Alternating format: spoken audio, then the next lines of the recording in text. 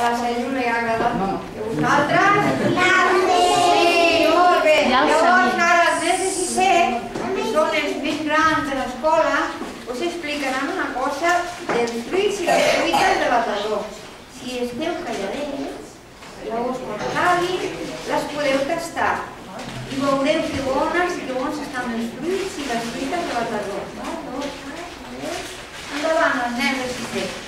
Jo us presentaré la millor fruita de totes, el raïm. Això és mentida. La millor fruita del món és la de nosaltres, l'avellana. Sí, l'avellana és bona, però si voleu fer uns grans, la millor fruita és la nostra, la magrana.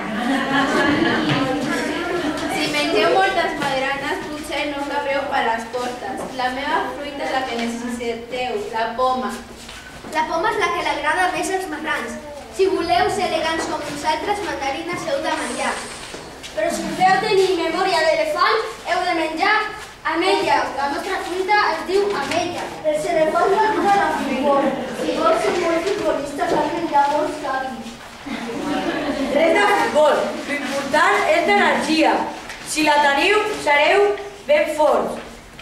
Ningú us molestarà al pati. Guanyareu en tot. Voleu ser forts? Sí! Doncs mengeu el plàtan. No, tot això són ronqueries. Quan es menja s'ha de disfrutar. Per això heu de menjar pinyons. Si voleu viure molts anys i bons, mengeu codons. Si no vols ser un nen bola, has de menjar la xirimoia. Mengeu el que vulgueu, però mai us oblideu de les boníssimes peres.